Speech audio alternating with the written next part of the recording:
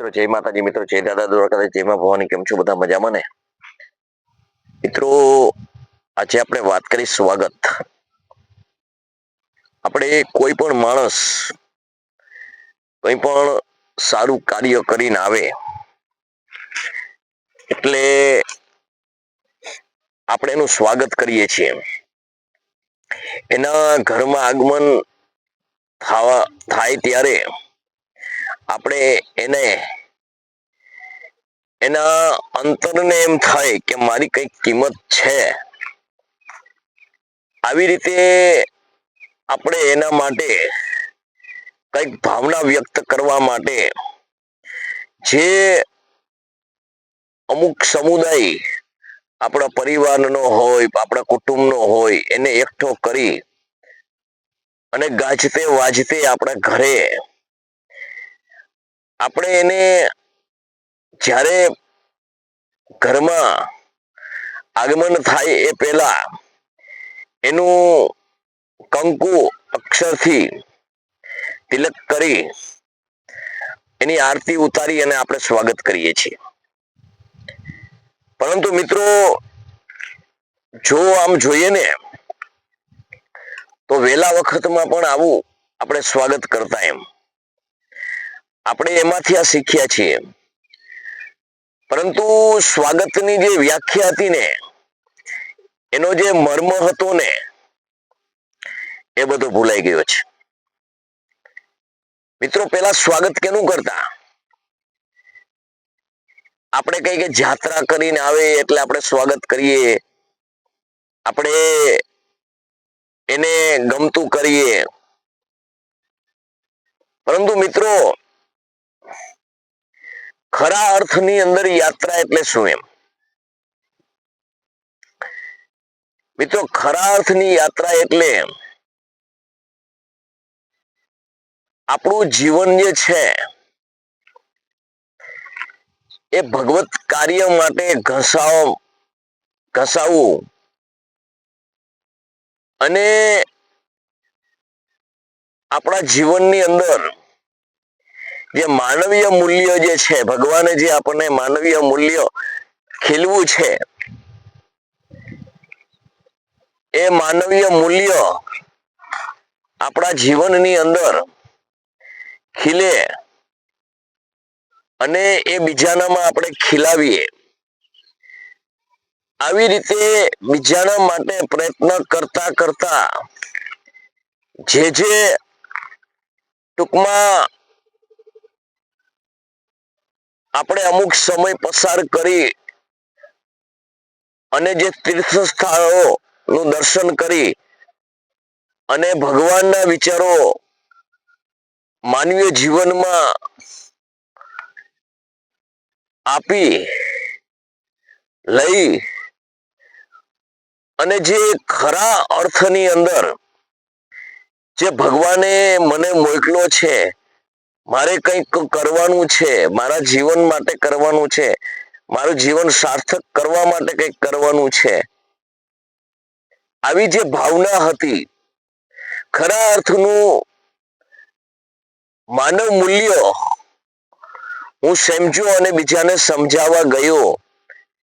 આ દરમિયાન મારી જવાબદારી મને જે ભગવાને સોંપી એ જવાબદારી હું નિભાવતો એક સ્થળેથી બીજે સ્થળે, બીજે સ્થળેથી ત્રીજે સ્થળે આવી રીતે જ્યારે આપણે વેલા આવી રીતે તીર્થયાત્રા કરતા એમ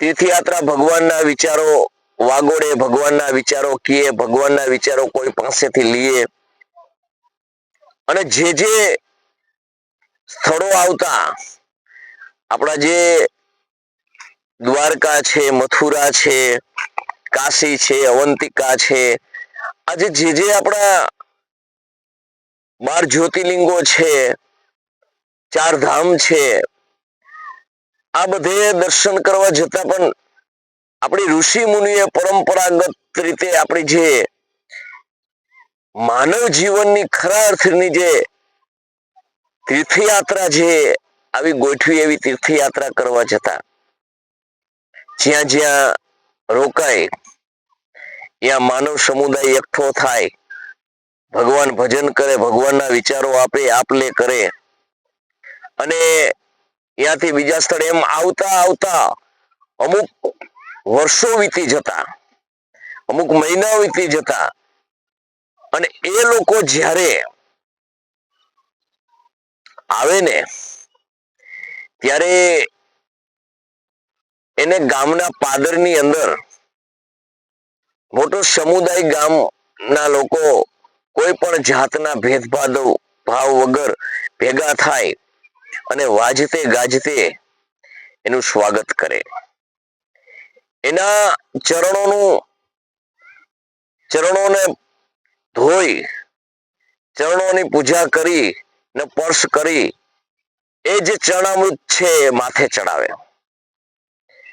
આવું આપણું વહેલા વખતમાં તીર્થયાત્રા કરવા જતા ને આપણા પૂર્વજો, ત્યારે આવા રીતિ રિવાજો હતા. આવી રીતનું આપણે એનું સ્વાગત કરતા. કુમકુમ અક્ષર જોડી, ચાંદલો કરી, આરતી ઉતારી, અને પછી એ જ્યારે ઘરમાં પ્રવેશ કરે, ઘરે પ્રવેશ કરે એ પહેલા મોટા સમુદાયની વચ્ચે એ માણસ પોતાના વિચારો, જે તીર્થયાત્રા મુજબ જે તીર્થયાત્રા કરી છે અને જે જે સમુદાયની અંદર ગયા છે, જ્યાં રાત્રિ રોકાણ કર્યા છે, જ્યાં જ્યાં ભગવાનના વિચારો વાગોડ્યા છે, સાંજે સત્સંગ કર્યા છે, અને એમાંથી જે આપલે કરી, એમાંથી જે જે અનુભવો થયા હોય એ અહીંયાથી વ્યક્ત કરતા. અને સાંભળવા વાળો વર્ગ છે પણ એ સાંભળી અને એમાંથી કઈ પ્રેરણા લેતા. આવી ખરા અર્થની જે તીર્થયાત્રા કરતા ને ત્યારે એ લોકોનું આપણે સ્વાગત કરતા. એમ સ્વાગત તીર્થયાત્રામાં ત્યાં એ માટે કરતા કે જે માનવીય જીવન ભગવાને આપ્યું છે એ જીવન એને સાર્થક કર્યું છે. માનવીય જીવનમાં જે જે ભગવાનને માનવ પાસે જે અપેક્ષા હતી એ મુજબ એ જીવન જીવ્યા છે. એ મુજબ એક થી બીજાથી ત્રીજા એમ મનત્વ જે પોતાને મળ્યું છે એ બીજાને વહેંચ્યું છે, આપલે કરી છે. કોઈ પણ જાતિ જ્ઞાતિના ભેદભાવ વગર માનવ જ બની અને જે મહેકો છે, અને એ મહેકી અને એની સુવાસ ચારે બાજુ ફેલાવી અને જ્યારે પરત પોતાના ઘરે આવે છે ને ત્યારે એનું જે સ્વાગત કરે છે, એનું આગમનથી જે આનંદ છે, અને એને જે કામ કરીને આવે છે એ કામ એના પરિવારને, એના કુટુંબને, એના ગામને જે ગમે છે ને ત્યારે એનું સ્વાગત કરે છે. અને ખરા અર્થનું એને સ્વાગત કહેવાય. એટલે મિત્રો, આજ આપણે રિટર્ન ટિકિટ કપાવી લઈએ, નિશ્ચિત ટાઈમ હોય, આપણે હરિદ્વાર જાય, આપણે ગંગોત્રી જઈએ, આપણે ચાર ધામ જઈએ કે પછી 12 જ્યોતિર્લિંગ જઈએ, આપણે કોઈ વિરોધ નથી. પણ ખરેખર આપણા જીવનની અંદર એ તીર્થ સ્થળે ગયા અને એમાંથી કઈ પ્રેરણા જ ન મળે, આપણા જીવનમાં કઈ બદલ જ ન આવે, આપણા જીવનમાં કઈ ફેરફાર જ ન થાય, તો ખરેખર એ તીર્થયાત્રા નથી. એ તમે એક પર્યટન સ્થળમાં જેમ માણસ જાય ને એ રીતે જ સમજો. ભગવાન છે, ભગવાનના દર્શન કરવા જરૂરી છે, એ બધું સાચું છે, ખોટું નથી, પરંતુ તમારો ભાવ જો યાત્રા જેવો ન હોય, તમારા જીવનમાં કઈ બદલ ના આવે તો એનો કઈ અર્થ નથી. કારણ કે આપણે યાત્રા કરીએ છીએ ને એટલે એમાંથી આપણે પ્રેરણા લેવા જઈએ છીએ, એમાં આપણે કંઈક જીવન બદલાવા જઈએ છીએ. આપણી કંઈક કુટેવ હોય તો કંઈક છોડીને આપણે આવીએ છીએ, આપણે ભેદભાવની વૃત્તિ છોડીને આવીએ છીએ, અને એવું કંઈક કરીને આવીએ ને અને પછી આપણું ઘરે સ્વાગત થાય ને તો એ ખરા અર્થનું સ્વાગત છે. બાકી તો એક રીતિ રિવાજ આપણે બનાવી દીધો છે કે ભાઈ આપણે વાં ગયા એટલે આપણા માતા પિતા એવા, ફલાણા એવા. માતા પિતાનું આપણે કરવું જ જોઈએ, પૂજન કરવું જ જોઈએ, એવું આપણે નથી કહેતા. ના નથી પાડતા, પણ ખરા અર્થની અંદર તીર્થયાત્રામાં આને તીર્થયાત્રા કહે, મેં તમને વાત કરી એની, અને એવી રીતે આવે એનું જ સ્વાગત ખરા અર્થની અંદર થાય છે. બાકી આ જે વાત કરીએ છીએ ને એક આપણો રીતિ રિવાજ બનીને રહી ગયો છે.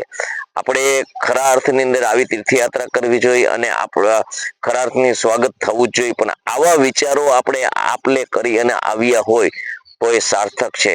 તો મારો વિડીયો તમને કેવો લાગ્યો તમે જણાવજો, લાઈક કરજો, શેર કરજો, સબસ્ક્રાઈબ કરજો. જય માતાજી, જય દાદા દ્વારકાધીશ, જય માં ભવાની.